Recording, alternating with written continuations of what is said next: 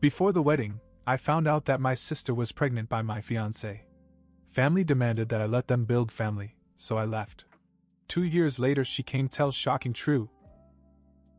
2 weeks before my wedding, my life fell apart in a way I didn't think was possible.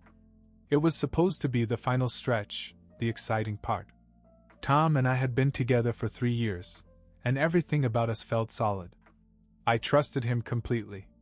I'd spent weeks obsessing over the details: the perfect dress, the seating chart, the flowers. My younger sister, Emily, was supposed to help me. She had been distant lately, but I figured that was just her way. She wasn't one for big, emotional moments, and weddings weren't her thing. When Emily called and asked to meet for coffee, her voice sounded strange. She was insistent, almost desperate. I asked if everything was okay, and she said, "I need to talk to you about something important." I thought she might be in some kind of trouble, so I dropped everything and went. She was already sitting at a table in the corner when I arrived. She looked nervous, her hands fidgeting with the strap of her purse. I asked her what was wrong, and instead of answering, she pulled something out of her purse and put it on the table between us.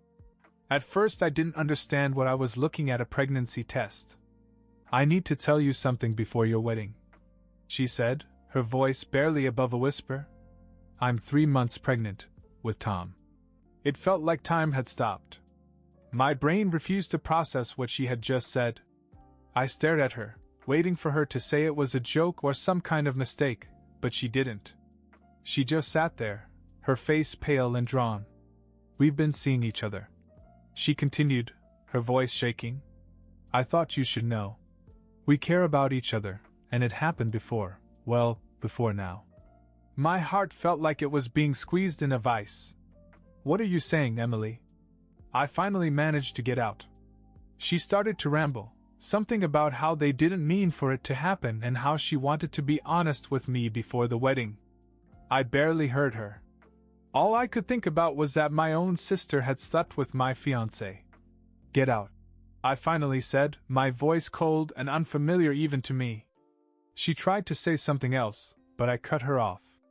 "I don't want to hear it. Leave." I went straight to my parents' house, still in shock, tears streaming down my face.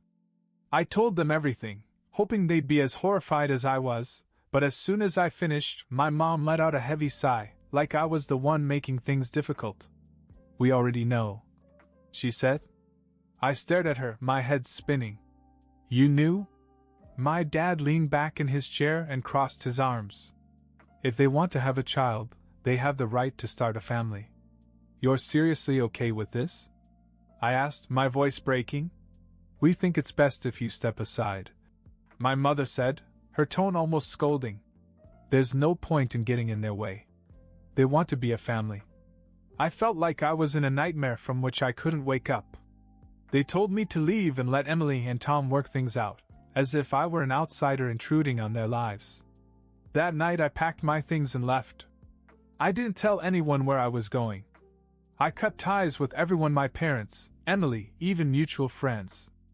I couldn't stand the thought of any of them trying to justify what had happened. For 2 years I tried to put my life back together. I heard bits and pieces through family friends. Emily and Tom had a baby girl named Susie. They played the role of a happy little family, and my parents adored them. I put it all out of my mind as best I could until the day Emily showed up at my door, uninvited, holding her baby. I wasn't expecting anyone, so I hesitated when I heard a knock at the door. I peeked through the peephole and felt my heart sink. Emily. She was standing there, holding a baby on her hip. My breath caught in my throat. I hadn't seen her since that day at the coffee shop, and I certainly hadn't told anyone where I lived. My friends knew I'd cut ties with my family, and I'd made it clear I didn't want them to give out my address. Obviously, someone hadn't listened. I opened the door just enough to see her. "What are you doing here?" Her face looked thinner, older, as if the weight of the last 2 years had settled on it. The baby Susie, I assumed, was quiet, her chubby hands clutching Emily's shirt. "I know I don't have the right to ask," she began, her voice breaking. "But I need to talk to you. Please." I thought about slamming the door in her face. part of me wanted to.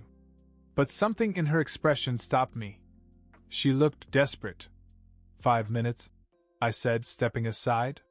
She came in and said, I don't know where else to go. Tom left me. That caught me off guard. What? He left. He left me and Susie for someone else, she said, her eyes filled with tears. It's been months. I couldn't keep pretending that everything was okay. I had to tell you the truth. I stared at her, trying to understand what she was saying. What truth? She hesitated, setting Susie on her hip. Tom and I were together before you met him. The words hit me like a punch in the gut. I didn't say anything, so she continued.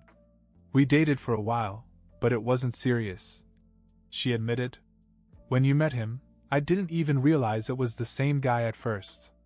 He never told me he was seeing someone else, but when you introduced us, I knew.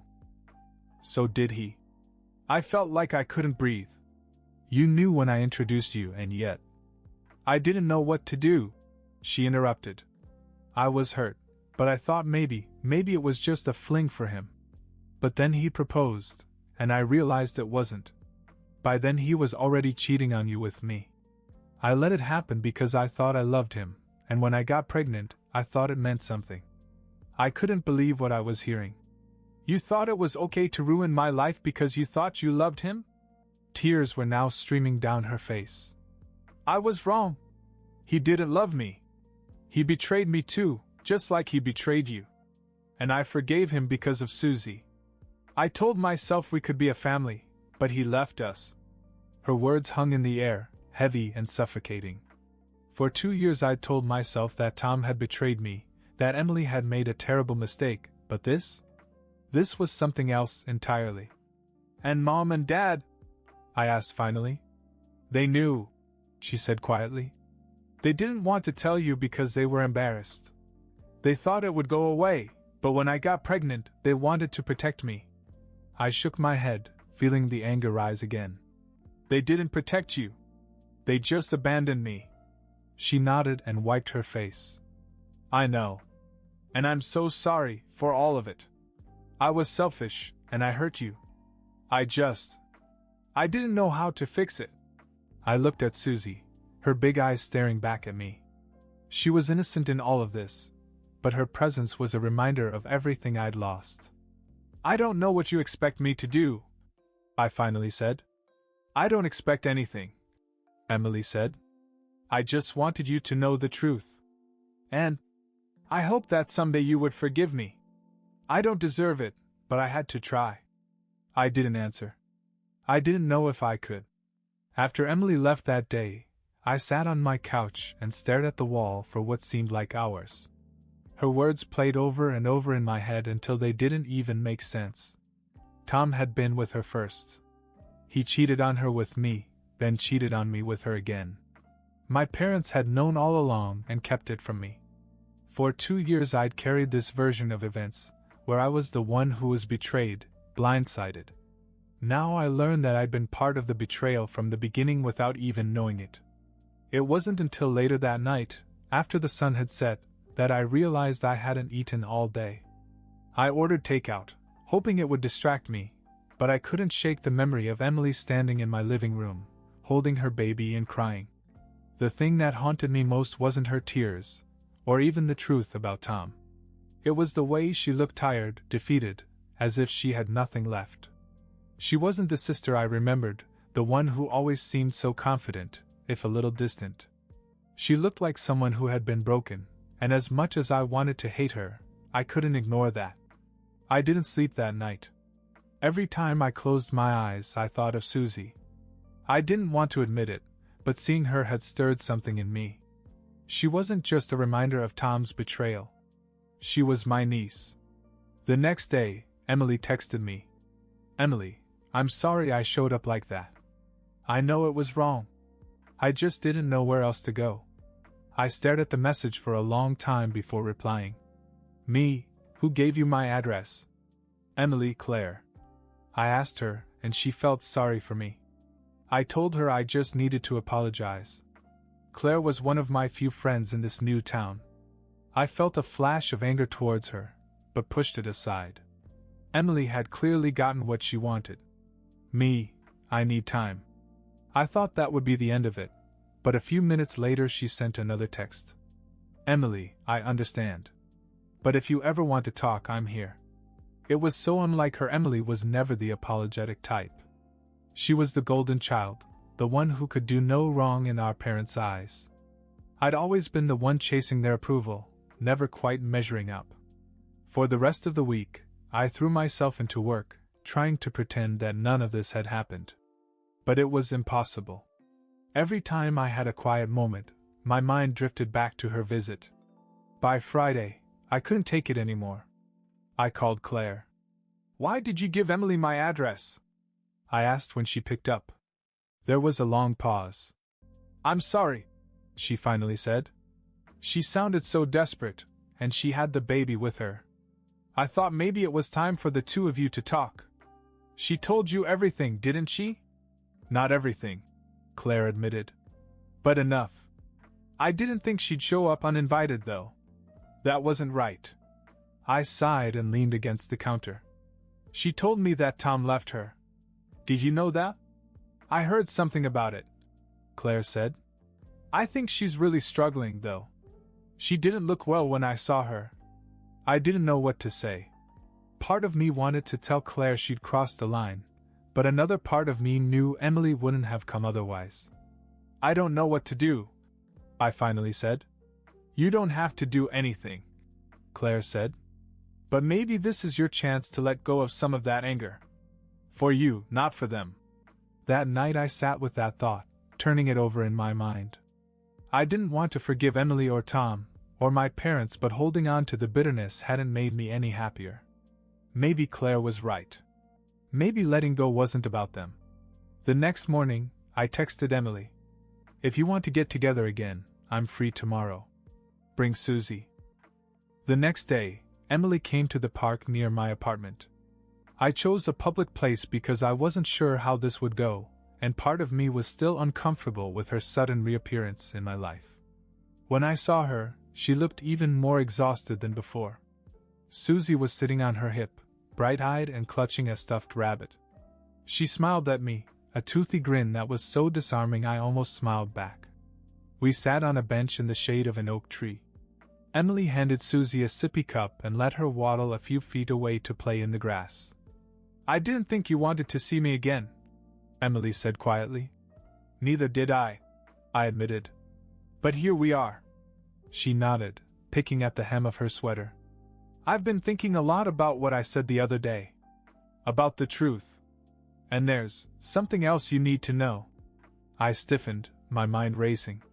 "What do you mean?" Her voice fell, barely audible. "Tom didn't just cheat on you with me. He also cheated on me before Susie was born." I stared at her, confused. "What are you talking about? You already told me that he left you for someone else." She shook her head. "No, that's not the point. I found out after Susie was born that he'd been seeing someone else while I was pregnant. I didn't want to believe it, but then I found proof. Texts, photos, everything."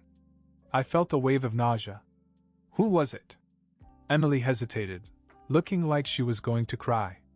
"It was Mom." The words hit me like a freight train. "What?" "She and Tom were having an affair," she said, her voice shaking. "It started while they were still engaged. That's why they were so insistent that I keep quiet and let them be a family. You were protecting yourself, not me." I sat there, stunned into silence. It didn't feel real, but at the same time, it explained so much: the way my parents had brushed off what Tom and Emily had done to me, the way they treated me like an inconvenience when I'd confronted them. "You're serious?" I finally managed to say. Emily nodded. "I only found out because Tom left his email open one day and I saw messages from her. When I confronted him, he admitted it. He told me they were just having fun, but I think it was more than that." I didn't know what to feel. Anger, disgust, betrayal, it all hit me at once, and I couldn't stop the tears. My own mother. "Why are you telling me this now?" I asked, my voice shaking. "Because you deserve to know the truth." Emily said. "I've been carrying this for so long, and I couldn't keep it to myself anymore. Not after everything I've done to you." I looked at Susie, who was giggling like she was trying to catch a butterfly. She had no idea of the chaos she'd been born into, and I envied her innocence. "What do you want from me, Emily?" I asked finally. "Nothing," she said. "I just wanted to tell you. I don't expect you to forgive me or her or anyone. I needed you to know." I stood up, my legs unsteady. "I need time to process this." Emily nodded and stood as well. "Take all the time you need. I'll be here if you need to talk again." As I watched her walk away with Susie, 1,000 thoughts swirled in my head. For 2 years I'd blamed Emily and Tom for ruining my life.